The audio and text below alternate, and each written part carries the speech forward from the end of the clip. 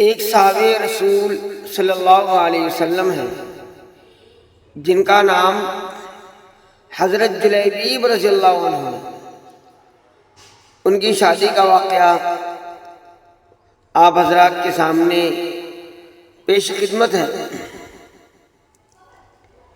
یہ ایک انصاری صحابی تھے، نہ مالدار تھے، نہ کسی معروف و مشہور خاندان سے تعلق تھا، صاحب منصب بھی نہ تھے، رشتہ داروں کی تعداد بھی زیادہ نہ تھی، رنگ بھی سانولا تھا، لیکن اللہ کے رسول صلی اللہ علیہ وسلم کی محبت سے سرشار تھے۔ بھوک کی حالت میں پھٹے پرانے کپڑے پہنے اللہ کے رسول صلی اللہ علیہ وسلم کی خدمت میں حاضر ہوتے، علم سیکھتے اور صحبت سے فیض یاب ہوتے۔ ایک دن اللہ کے رسول صلی اللہ علیہ وسلم نے شفقت کی نظر سے دیکھا اور ارشاد فرمایا، یا جلیبیب الا تتزوج، جلیبیب تم شادی نہیں کرو گے؟ جلیبیب رضی اللہ عنہ نے عرض کیا، اے اللہ کے رسول، مجھ جیسے آدمی سے بھلا کون شادی کرے گا؟ اللہ کے رسول صلی اللہ علیہ وسلم نے پھر فرمایا، جلیبیب تم شادی نہیں کرو گے؟ اور وہ جواباً عرض گزار ہوئے کہ اے اللہ کے رسول، بھلا مجھ سے شادی کون کرے گا؟ نہ مال نہ جاہ و جلال۔ اللہ کے رسول صلی اللہ علیہ وسلم نے تیسری مرتبہ بھی ارشاد فرمایا، جلیبیب تم شادی نہیں کرو گے؟ جواب میں انہوں نے پھر وہی کہا، اللہ کے رسول صلی اللہ علیہ وسلم، مجھ سے شادی کون کرے گا؟ میرے پاس نہ کوئی عہدہ ہے نہ منصب ہے، میری شکل بھی اچھی نہیں ہے، نہ میرا بہت بڑا خاندان ہے اور نہ رشتہ دار ہیں، اور نہ میں مال و دولت رکھتا ہوں۔ رسول اللہ صلی اللہ علیہ وسلم نے ارشاد فرمایا، فلاں انصاری کے گھر جاؤ اور ان سے کہو کہ اللہ کے رسول صلی اللہ علیہ وسلم نے تمہیں سلام کہہ رہے ہیں اور فرما رہے ہیں کہ اپنی بیٹی سے میری شادی کر دو۔ جلیبیب رضی اللہ عنہ خوشی خوشی اس انصاری کے گھر گئے اور دروازے پر دستک دی۔ گھر والوں نے پوچھا کون؟ کہا جلیبیب۔ گھر کا مالک باہر نکلا، جلیبیب کھڑے تھے، پوچھا کیا چاہتے ہو؟ کدھر سے آئے ہو؟ کہا اللہ کے رسول صلی اللہ علیہ وسلم نے تمہیں سلام بھجوایا ہے۔ یہ سننے کی دیر تھی کہ گھر میں خوشی کی لہر دوڑ گئی۔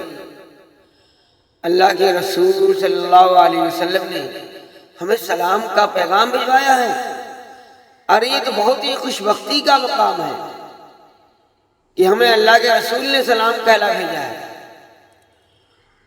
جلیبیب کہنے لگے، آگے بھی سنو، اللہ کے رسول صلی اللہ علیہ وسلم نے تمہیں حکم دیا ہے کہ اپنی بیٹی کی شادی مجھ سے کر دو۔ صاحب خانہ نے کہا، ذرا انتظار کرو، میں لڑکی کے ماں سے مشورہ کر لوں۔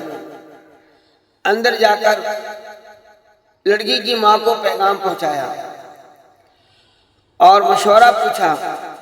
وہ کہنے لگی، نا نا نا نا نا، اللہ کی قسم، میں اپنی بیٹی کی شادی ایسے شخص سے نہیں کروں گی اس کے نہ خاندان کا پتہ، نہ شہرت ہے، نہ مال دولت ہے، ان کی نیک سیرت بیوٹی بھی گھر میں ہونے والی گفتگو سن رہی تھی اور جان گئی تھی کہ حکم کس کا ہے، کس نے مشورہ دیا ہے۔ سوچنے لگی اگر اللہ کے رسول اس رشتہ داری پر راضی ہیں تو اس میں یقیناً میرے لیے بھلائی اور فائدہ ہے۔ اس نے والدین کی طرف دیکھا اور مخاطب ہوئی کہ آپ لوگ اللہ کے رسول کا حکم ٹالنے کی کوشش میں مجھے اللہ کے رسول کے سپرد کر دیں، وہ اپنی مرضی کے مطابق جہاں چاہیں میری شادی کر دیں، کیونکہ وہ ہرگز مجھے ضائع نہیں ہونے دیں گے۔ پھر لڑکی نے اللہ تعالیٰ کے اس فرمان کی تلاوت کی اور دیکھو کسی مومن مرد و عورت کو اللہ اس کے رسول کے فیصلے کے بعد اپنے امور میں کوئی اختیار باقی نہیں رہتا ہے۔ لڑکی کا والد اللہ کے رسول صلی اللہ علیہ وسلم کی خدمت میں حاضر ہوا اور عرض کی، اے اللہ کے رسول، آپ کا حکم سر آنکھوں پر، آپ کا مشورہ، آپ کے حکم قبول، میں شادی کے لیے راضی ہوں۔ جب رسول اللہ صلی اللہ علیہ وسلم کو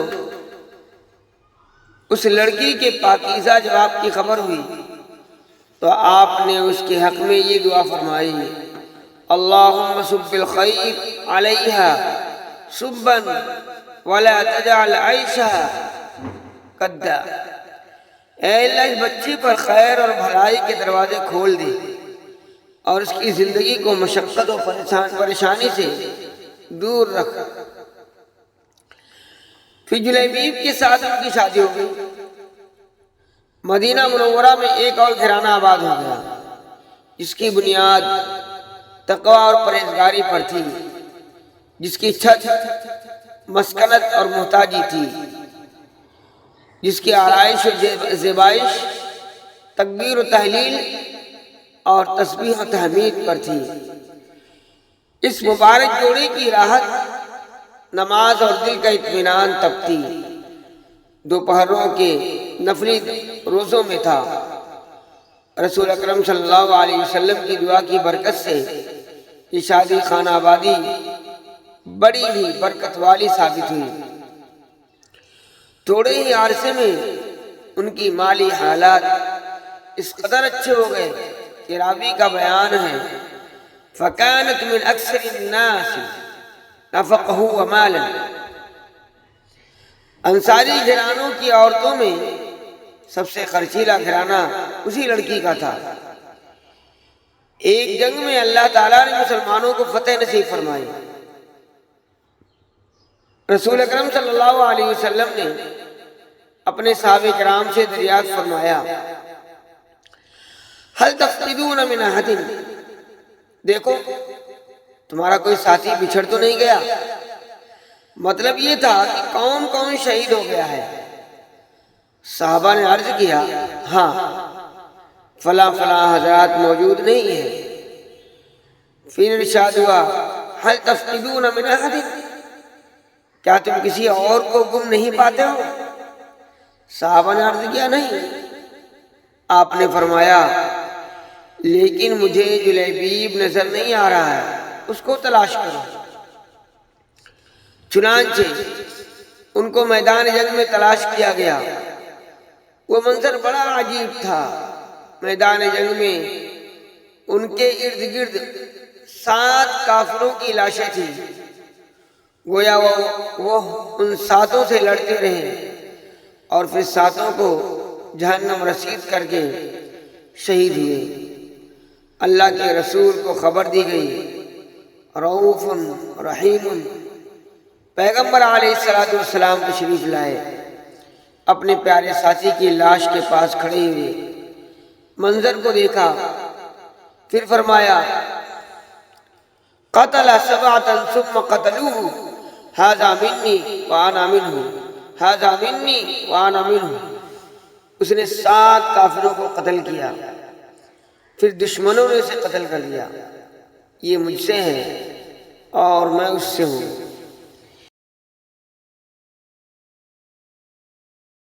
پھر آپ نے اپنے پیارے ساتھی کو اپنے ہاتھوں میں اٹھایا، اور شان یہ تھی کہ اکیلے ہی اس کو اٹھایا ہوا تھا، صرف آپ کو دونوں بازوؤں کا سہارا میسر تھا۔ جلیبیب رضی اللہ عنہ کے لیے قبر کھودی گئی، پھر نبی اکرم صلی اللہ علیہ وسلم نے اپنے دست مبارک سے انہیں قبر میں رکھا۔ صحیح مسلم۔